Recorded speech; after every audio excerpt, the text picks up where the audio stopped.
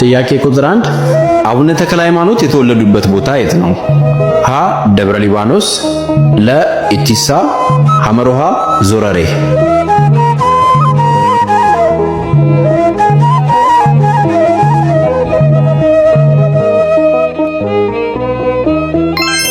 መልሱ ለ ኢቲሳ። አቡነ ተክለ ሃይማኖት በ13ኛው ክፍለ ዘመን በሸዋ ክፍለ ሀገር ልዩ ስሙ ኢቲሳ በተባለ ቦታ ተወለዱ። ጥያቄ ቁጥር 2 አቡነ ተክለ ሃይማኖት ምንኩስናን ከመቀበላቸው በፊት የነበራቸው ስም ማን ነበረ? ሀ ኃይለ ማርያም፣ ለ ዘራ ብሩክ፣ ሐመሮሃ ፍስሐ ጽዮን።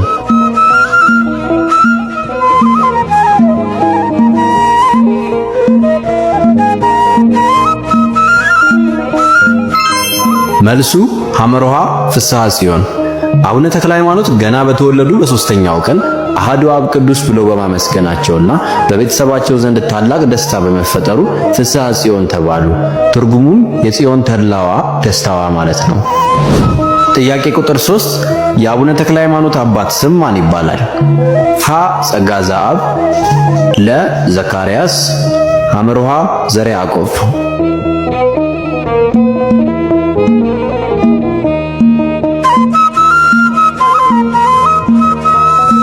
መልሱ ሀ ጸጋ ዘአብ።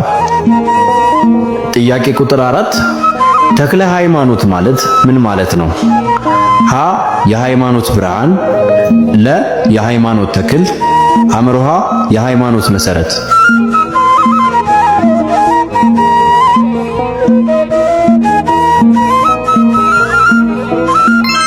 መልሱ ለ የሃይማኖት ተክል።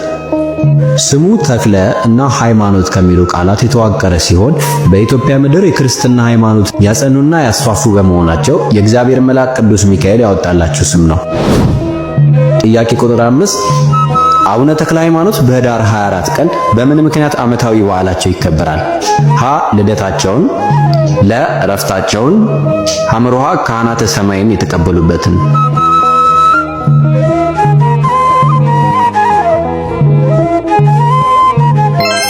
መልሱ ሐመሮሃ ካህናተ ሰማይን የተቀበሉበትን።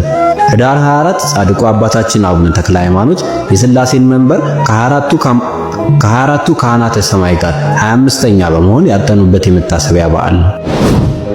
ጥያቄ ቁጥር 6 የአቡነ ተክለ ሃይማኖት ዓመታዊ የዕረፍት በዓል መቼ ይከበራል? ሀ ግንቦት 12፣ ለ ነሐሴ 24፣ ሐመሮሃ ታኅሳስ 24።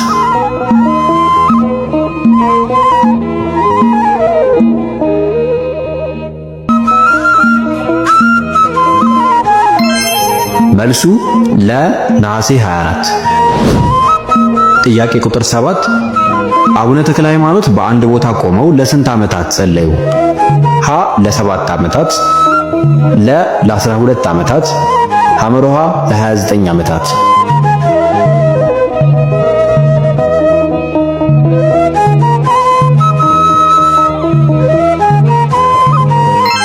መልሱ ሐመሮሃ ለ29 ዓመታት። አባታችን አቡነ ተክለ ሃይማኖት አንድ እግራቸው እስኪቆረጥ ድረስ በአንድ ቦታ ቆመው ለ22 ዘመናት ጸልየዋል። አንድ እግራቸው ከተሰበረ በኋላም ለ7 ዓመታት በአንድ በዓት ውስጥ ሆነው ጸልየዋል። ጥያቄ ቁጥር 8 አቡነ ተክለ ሃይማኖት ሐዲስ ሐዋርያ የተባሉት ለምንድን ነው? ሀ አዲስ መጽሐፍን ስለጻፉ፣ ለ ወንጌልን በኢትዮጵያ ስላስፋፉ፣ ሐመሮሃ አዲስ ገዳምን ስለመሰረቱ።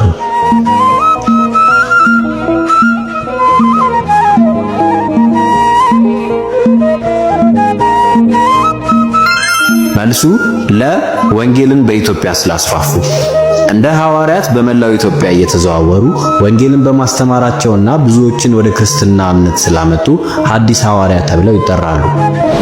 ጥያቄ ቁጥር 9 የአቡነ ተክለ ሃይማኖት አጽም ካረፈበት ቦታ ወደ ደብረ ሊባኖስ የፈለሰው መቼ ነው?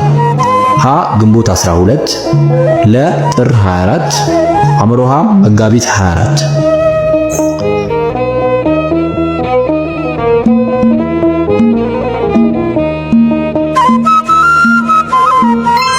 መልሱ ሀ ግንቦት 12። አቡነ ተክለ ሃይማኖት ካረፉ ከብዙ ጊዜያት በኋላ አጽማቸው ከነበረበት ቦታ ወደ ደብረ ሊባኖስ ቤተክርስቲያን የፈለሰበት ወይም የተዘዋወረበት ቀን ግንቦት 12 ነው። ጥያቄ ቁጥር 10 አቡነ ተክለ ሃይማኖት ለስንት ዓመታት በአንድ እግራቸው ቆመው ጸለዩ?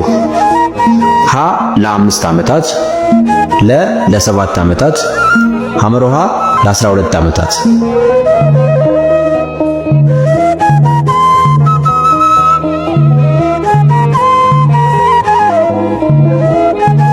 እስከ ቪዲዮ መጨረሻ ድረስ ስለተከታተላችሁ እናመሰግናለን። 10ኛውን ጥያቄ ኮሜንት ላይ እንድትመልሱ እየጠየቅን ከዚህ ሌላ መንፈሳዊ ዕውቀታችሁን የምትፈትሹባቸውን ጥያቄዎችን የምትፈልጉ ከሆነ ቻናላችንን ሰብስክራይብ በማድረግ ይከታተሉን። እናመሰግናለን።